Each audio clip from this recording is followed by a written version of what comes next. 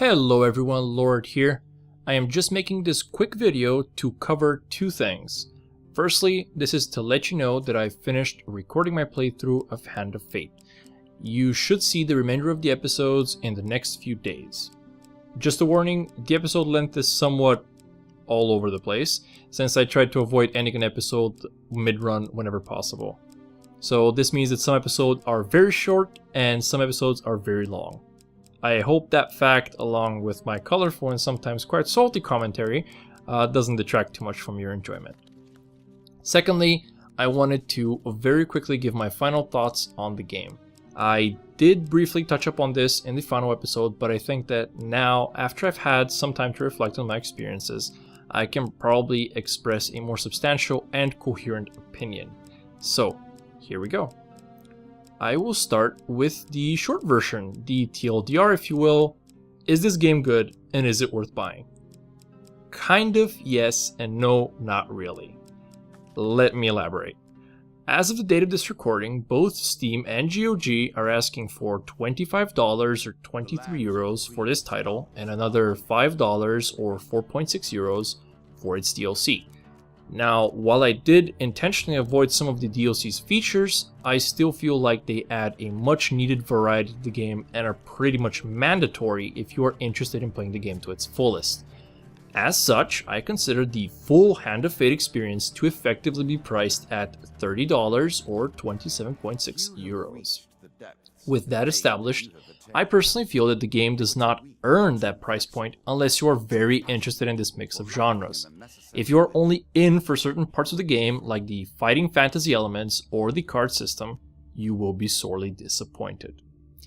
Now, I can talk quite at length about what I personally expected from this mishmash of ideas, but in the interest of both yours and my time, I will instead try to summarize what the game's pros and cons are in a few brief points. I will start with the game's biggest pro, the dealer. At the risk of sounding stupid, this guy is so cool. His ominous voice follows you on all your adventures, and his snarky remarks make every defeat just a little bit more salty. He's also genuinely interesting to listen to, giving you the occasional bits of backstory as well as descriptions of things like bosses. The hooded man sitting across the table is definitely the game's strongest point. The fighting fantasy feel. In case you don't know what this is, it is basically a series or genre of make-your-own adventure books which feature a system of making choices by flipping over to different pages. Besides being very fun, these are also notorious for being excruciatingly punishing, often finding a very contrived way to kill you at an unexpected junction. Hand of Fate captures the spirit of these books very well, with many cards featuring multiple choices or checks that you need to pass in order to succeed, and even more ways to fail and get punished. This high risk / reward system may not be to everyone's liking, but I feel that it is a good fit for the game. The cool items. Not too much to say about this one. The game has a lot of items you can attain, some through very clever interactions between multiple cards, and for the most part, all the items are pretty cool. Not only does the equipped armor appear in your character model, but weapons like the Rat Cleaver, which unsurprisingly deals extra damage to rat enemies, will have you smiling the whole way through. There's always room to expand and add more, but I personally never thought the items I received were boring. The combat system. I really wanted to call this a mixed bag, but sadly I have to face reality and admit that the combat system is more of a con than a pro. I enjoyed the avoidable mechanics and the ability to clear difficult enemies with no items by simply being skilled, but at the same time I felt that the game relies way too heavily on the Batman counter system to the point of its detriment. Not only is the alternative dodge system much more unreliable, oh, and don't worry about controls, I'll get to those later, oh yeah. But due to the way some enemies attack you later on, it is pretty much useless against certain attacks, which forces you to utilize the counter system. Combine that with some pretty inconsistent feedback from enemies when it comes to whether they can or are currently staggered or stunned during certain uncounterable attacks, and you get some pretty aggravating experiences at later levels. The deck building system. Now, I love card games, and I knew I wasn't getting a full-on deck construction game like Magic the Gathering here, but the premise very much reminded me of the Pathfinder adventure card game, so that's what I came in expecting. Sadly, even Pathfinder's simplistic deck mechanics far outshadow this game's.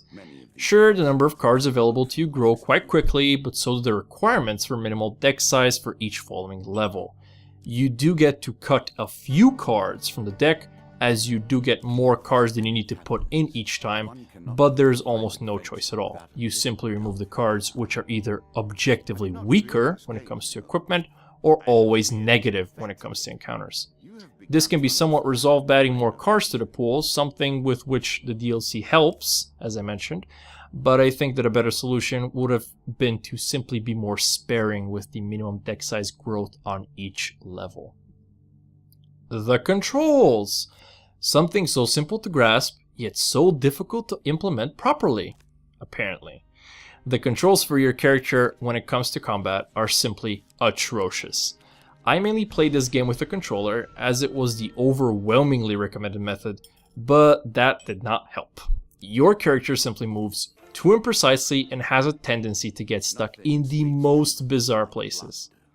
I wouldn't call this the game's worst con if it wasn't for the presence of trap levels, which require you to avoid set obstacles or take damage. Needless to say, these require the aforementioned missing precise controls, rather than the drunken swaying that is present in the game. The inexplicable inability to move or reposition the camera will only further add to your frustration when faced with these levels. Repetitiveness, the game's second biggest problem. As cool as the fighting fantasy cards and the dealer's speeches are, you see and hear them way too often. I suppose this is somewhat to be expected of this mix of genres, but considering the length of the game and the supposed replayability, I feel that this should have been addressed significantly more. Having to encounter the same card for 15 plus runs and hear the dealer make the same comment about it every time may be fun to some people, but it had me spam clicking the skip or continue button. Overall conclusion, this game has a great idea, but a somewhat lackluster execution. It's fun at times, and it's probably worth a grab on a sale, but I just can't stop feeling like this was a missed opportunity. Here's to hoping for a sequel, which expands on the good, improves on the mediocre, and adds to the straight up missing features of the game. Yes, I'm looking at you, camera button. I'll see you next time. The gods look upon you favorably.